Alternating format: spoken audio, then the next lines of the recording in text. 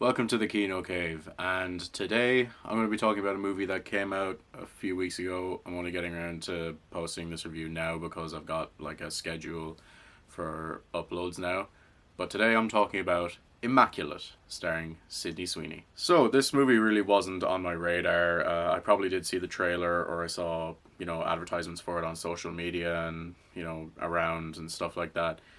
And it just looked like another kind of religious supernatural horror movie, so I didn't really think anything of it. I didn't have any much intention to see it until I saw it getting decent reviews. A lot of critics and stuff that I respect were watching it and thinking, this is pretty decent. And honestly, guys, it was a Wednesday. There's a student discount on Wednesday in my local cinema, and it was the only thing in cinema that I really had any interest in seeing. It was 90 minutes. I thought, great, this is my Wednesday evening. So, me and my girlfriend just went to see it, and I was really impressed. Like often, religious horror films, especially ones focused on Catholicism, are really cliche. They're really boring. You can't really tell, but I've got my Exorcist uh, physical media.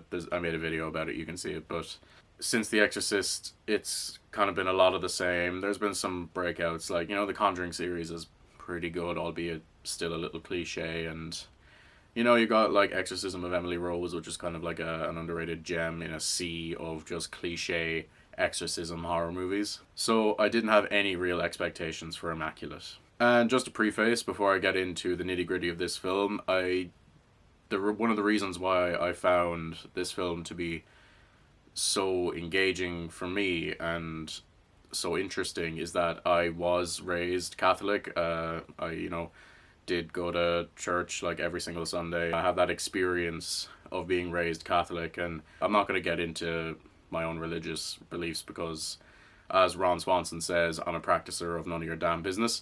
But being raised Catholic, this has a big connection to me, so that is forming my opinion about this movie a lot. So I just wanted to let you know that that is how my experience is shaping my opinion of this film. So the first half of this film was pretty cliche. It's exactly what I was expecting. I obviously knew the premise because I watched a trailer before I went into it. I knew the premise of Sydney Sweeney. She gets pregnant despite not doing it, and uh, it's a miracle and everything, and some spooky shit starts happening because, of course, it happens, and it's all very much beat by beat. It's exactly what I'm expecting, and I'm just sitting there, I'm like, it's shot pretty well. I like the way it looks, and Sydney Sweeney is really engaging, which I'll get to in a second. But the second half of this film, kind of after the second trimester, because there are title cards breaking up each trimester of the pregnancy, that's when the film really got interesting for me. I won't get into spoilers yet. I will in the second half of this video, but the second half of this film really blew me away with how unique it is. Before I get into spoilers, I just wanted to mention Sydney Sweeney. My God, what an incredible actress. I haven't seen Euphoria, so my basis for Sydney Sweeney is unfortunately Madam Web. And I do have, like a good friend of mine who has seen Euphoria is like, no, Sydney Sweeney's a great actress. And she really proved it to me here. Again, I've not seen Euphoria. I'm not going to judge her acting ability on Madam Web because that's a whole other kettle of fish right there. But Sydney Sweeney in this is absolutely excellent. She fits the horror genre so well. She could be the best scream queen since Jamie Lee Curtis, honestly. I would love to see her do more horror. She seems to be doing a bit of everything right now, which is great. I love an actor or actress who has tons of range. But yeah, I would love to see more horror movies from Sydney Sweeney. She was absolutely fantastic in this film. So I'm going to get into spoilers for Immaculate now. If you've not seen the film, please do go watch it. It is really interesting and engaging horror film. It's not the best. Like I said, a lot of it is very cliche, but I think, honestly, go for Sydney Sweeney alone and the fact that it's less than 90 minutes. Really worth your time, and I'm definitely going to be buying this one on Blu-ray when it comes out. If it comes out. Physical media is... It's really hit or miss these days. So, entering spoiler territory now, I love that this film didn't go the supernatural route. There are hints at it, and obviously it's a virgin getting pregnant, so that's a little bit supernatural. But this is more a movie about cults. I want to say cult movie, but cult movie kind of means something different in the area of film, so I'm gonna say movie about cults. That's annoying. I love how this film stayed grounded. There was no devil shit with the baby or anything like that.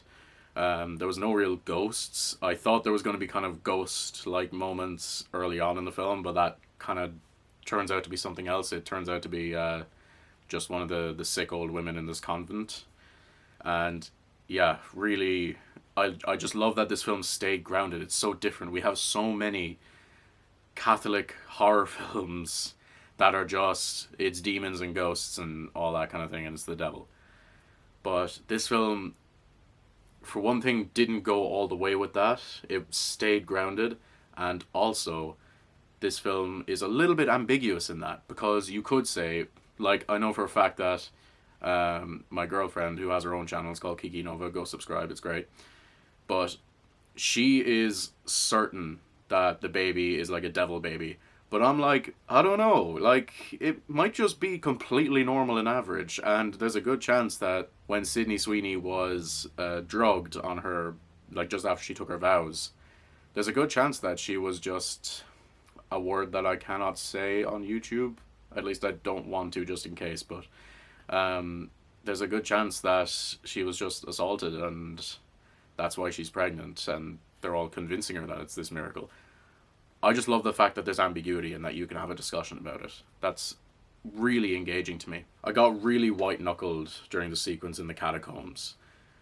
Some of it gets a little bit cliche with your kind of jump scares and your pans and stuff, but it kept me really engaged, and I think because I cared so much for Sydney Sweeney's character, and again, it's so unique in that she's in the middle of labor, it adds a lot more tension, and I really love how they utilize that. It's such a simple thing to do, of just, you have your final chase sequence, but you have the added tension of she's going through labor, and it really had me white knuckled. I really enjoyed that sequence. The final one shot scene in the film, when Sydney Sweeney gives birth and then kills the baby, I had no idea what was going to happen. It was absolutely fantastic, and that's all down to Sydney Sweeney. I cannot praise her enough in this film. What an actress. One of my favourite acting performances of the last 12 months, shall we say. She was absolutely excellent. I had no idea what was going to happen. And the fact that it's all done in one take, that is all her. Because the camera movements, yeah, it's pretty impressive, but not as impressive as her performance throughout it all. It was absolutely brilliant. She really proves her worth in this one scene. There were some teenage girls sitting behind me that found the whole thing hilarious, and yeah, that's gonna happen. One of these days I'll do a rant video about people in the cinema, but they found it funny. I found it to be really engaging and incredibly tense. And it's made all the more powerful by the fact she actually murders her own baby. Like, that is insane to me. I was sure that she wouldn't do that. I was sure that something else was going to happen, that she was going to make it to a hospital, or either way. Look, I wasn't expecting that. I was not expecting all that, and it was upsetting. It was emotionally, it really got me. Like, it irked me for a while. Like, not in a bad way, in a good way. Like, that's how impressive Sweeney's performance on the filmmaking is. I don't want to say that Sydney Sweeney was the only good thing in this movie. It's shot really, really well, and the colors and the lighting and stuff is really good in the movie, and it's and the score. Oh my god, I completely forgot to talk about the score. I'm stepping on my words now. I forgot. I forgot to mention the score. The score is absolutely excellent. It might be my favorite score in a religious horror film, which is a big thing to say, but yeah, the way it incorporates the vocals and stuff. I'm not that musically minded, so I don't know any of the words, but the score is absolutely excellent. I loved it in the film, and then I listened to it in isolation afterwards, and it is brilliant, absolutely brilliant. So Sweeney isn't the only great thing in this movie. There's a lot of stuff to love in this movie, but she just elevates it that bit more, as well as the score. So with all that being said, I wanted to do a quick one this week, just talk about Immaculate because I had a lot of thoughts. Like I say, if I feel passionately about a movie, I'm going to talk about it. And this film really blew me away, especially because my expectations were so low. And with all that being said, have a great day, everybody.